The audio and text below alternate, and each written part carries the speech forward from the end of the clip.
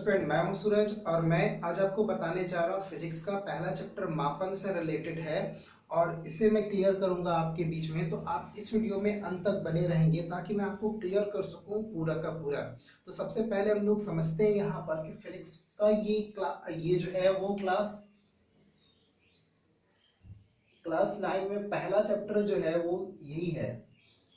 Class 9 का जो पहला चैप्टर है वो क्या है, ये राइटिंग को थोड़ा सा एडजस्ट आप करिएगा तो समझ में आ जाएगा। तो पहला चैप्टर है मापन, जिसको मेजरमेंट बोलते हैं। मेजरमेंट किसी भी फिजिकल क्वांटिटी को आपको मापना बहुत ही आवश्यक है। अगर आप किसी भी फिजिकल क्वांटिटी को मेजर नहीं करते हैं तो समझ जाइए कि आप किसी चीज को आप फिजिक्स के लैंग्वेज में तो आप समझ ही नहीं सकते। भावना वगैरह सब समझ सकते हैं लेकिन आप ये नहीं समझ सकते। जैसे आप आलू लेने के लिए जाओ और आप ये बोल दो कि 5 आलू देना, तो 5 आपको पीसेस के हिसाब से दे देगा, 5 पीस दे देगा। लेकिन 5 केजी आपको लेना हो या 1 केजी लेना हो तो आप यूनिट वगैरह साथ में बोलते हो। तो यहाँ पर क्या है ना, इस चैप्टर का बहुत योगदान है हमारे जो जीवन है, जीवन चर्या है, उसी में बहुत ज्यादा इंपॉर्टेंट है। लेकिन उस चीज को समझने से पहले हम लोग समझते हैं कि ये जो साइंस है उसको किस तरीके से बांटा गया है। तो ये जो हमारा साइंस है, जो पढ़ते हैं हम लोग सब्जेक्ट साइंस, उसे जो है फिजिकल साइंस और बायोलॉजिकल साइंस में बांट दिया गया है। तो फिजिकल साइंस क्या होता है उसे समझते हैं सबसे पहले। तो जो भी निर्जीव वस्तुओं का, जो भी हमारे आसपास में निर्जीव वस्तुएं हैं, उनके बारे में जो हम लोग अध्ययन करते हैं वो सभी के सभी आ जाते हैं आपको फिजिकल साइंस में। ठीक है। और आपका जो जितने भी सजीव पदार्थ हैं, सजीव के बारे, पदार्थ नहीं सजीव वस्तुएं हैं, उनके बारे में जो अध्ययन करते हैं हम लोग, वो आ जाता है हमारा बायोलॉजिकल साइंस में। इस तरीके से समझिए। अब इसी के अंतर्गत में फिजिक्स आते हैं, भौतिकी विज्ञान आते हैं, इसी के अंदर में हमारा रसायन विज्ञान आते हैं, इसी के अंदर में हमारा जो है जो ज्योग्राफी आता है, भूगर्भ विज्ञान आता है, इस तरीके से। और जबकि बायोलॉजिकल साइंस में जो है हमारा कौन कौन सा आता है, जूलॉजी आता है, बोटनी आता है, जूलॉजी, बोटनी और मानव शास्त्र आते हैं, मानव विज्ञान आते हैं। तो इस तरीके से इसको बांटा गया। इसके बाद जो हम लोग जो इसमें पढ़ेंगे, इस चीज के बारे में जो अध्ययन करेंगे इस चैप्टर में, ये दो डिफिनीशंस हैं, ये दो तरीके हैं। तो साइंस का अगर आपसे कोई डिफिनीशन पूछ दे कि आखिरकार ये बताइए कि साइंस किसे कहते हैं, तो वहां पर आप बताओगे क्रमबद्ध तथा सिस्टमेटिकली, यानी कि सिस्टमेटिकली किसी चीज को यदि आप अध्ययन करते हो, क्रमबद्ध तरीके से ज्ञान अर्जित करने की जो प्रक्रिया है उसे ही हम लोग साइंस कहते हैं। साइंस क्यों कहे इसको, इस तरह से समझिए। जैसे कि मान लीजिए आप एसएसटी पढ़ते हो तो उसमें लिखा होगा सोशल साइंस।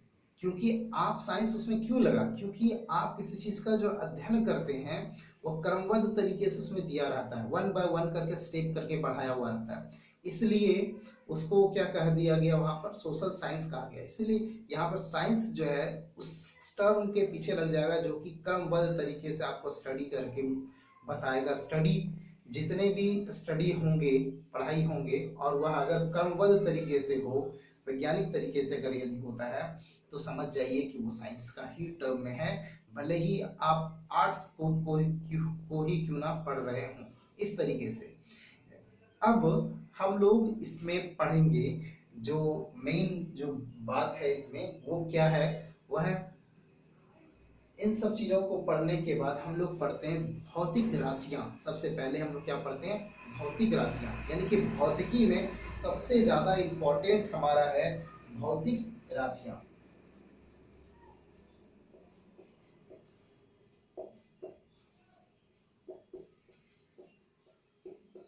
तो भौतिक राशियां क्या होती है, फिजिकल क्वांटिटीज को कहते हैं। तो भौतिक राशियां क्या होती है, तो जैसे हम यहाँ पर आपको समझा दें कि यदि कोई भी राशि अगर लिखा हुआ इस प्रकार से हो,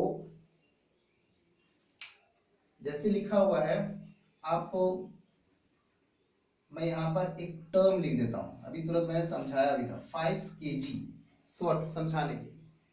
तो 5 जो है वो परिमाण को बता रहा है, क्वांटिटी को बता रहा है, और केजी जो है वो किसको बता रहा है, मात्रक को बता रहा है। किसको बता रहा है, मात्रक को। ये किसको बता रहा है,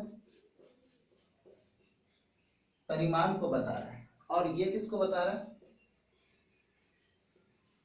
ये इसका मात्रक है।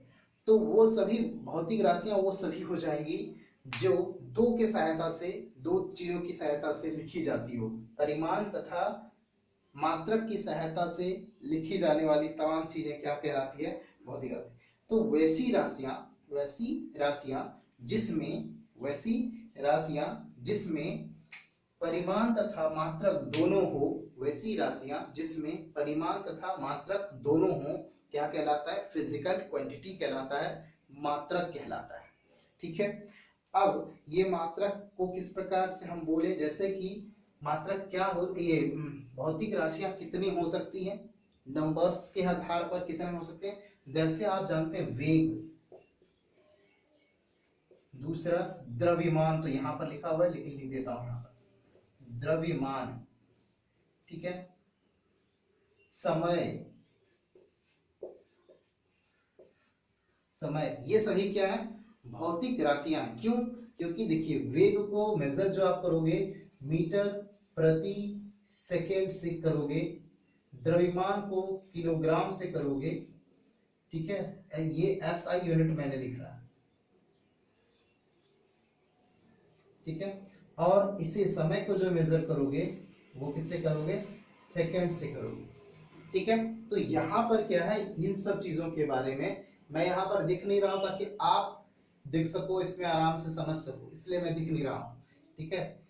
तो यहाँ पर ये सभी क्या है, ऐसा यूनिट है, और इन सब का जो वैल्यूज लिखा जाएगा 5 मीटर प्रति सेकेंड, 2 मीटर प्रति सेकेंड, या 2 केजी, 5 केजी, तो ये सबको किस तरीके से लिखा जाएगा, परिमाण तथा मात्रक के साथ लिखा जाएगा। तो जिसमें परिमाण तथा मात्रक दोनों होते हैं वे क्या कहलाते हैं, भौतिक राशियां कहलाते हैं।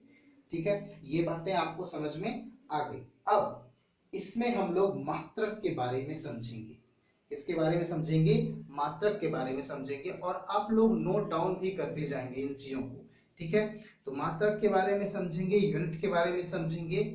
तो मात्रक जो होते हैं वो मूलतः 2 प्रकार के होते हैं, और इसे 3 भागों में इस प्रकार से बांटा गया है। सबसे पहले होता है मूल मात्रक। क्या होता है, मूल मात्रक सबसे पहले होता है।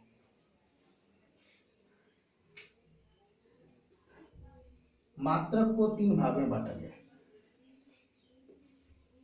यहाँ पे थोड़ा बेट लगा हुआ है, इसलिए जो है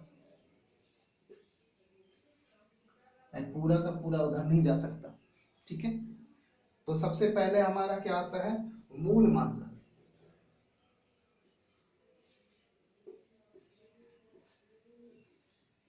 दूसरा आता है व्युत्पन्न मात्रक। दूसरा क्या आता है हमारा, व्युत्पन्न मात्रक। और तीसरा आता है सहायक मात्रक।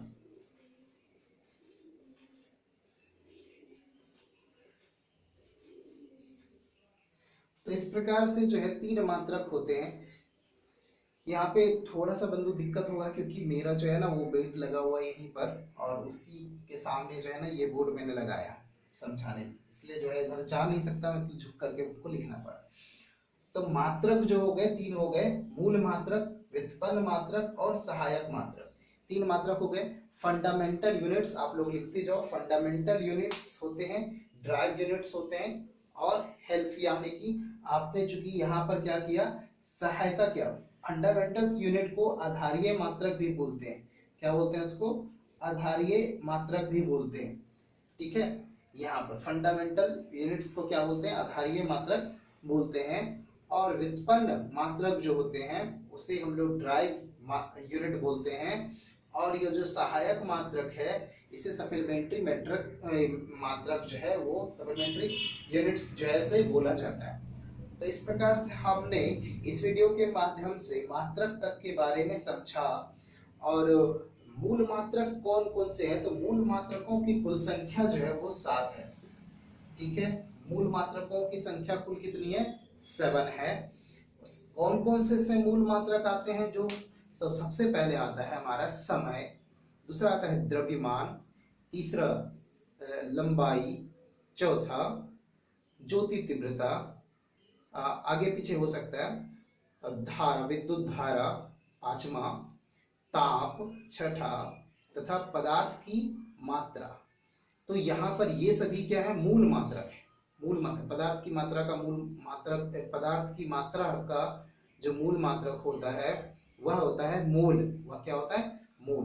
तो आज का ये जो वीडियो हमारा रहा 10 मिनट का रहा ये वीडियो, और आगे मैं जो है इसमें और भी वीडियोस बना करके ऐड करूंगा। आज का हमारा ये वीडियो इतना तक ही समाप्त होता है। कल मैं मूल मात्रक, व्युत्पन्न मात्रक और सहायक मात्रक के बारे में डिटेल्स में आपके बीच में आऊंगा। कल या आज शाम तक में ही मैं आपके लिए उस वीडियोस को अपलोड कर दूंगा। तब तक के लिए जय हिंद, जय भारत।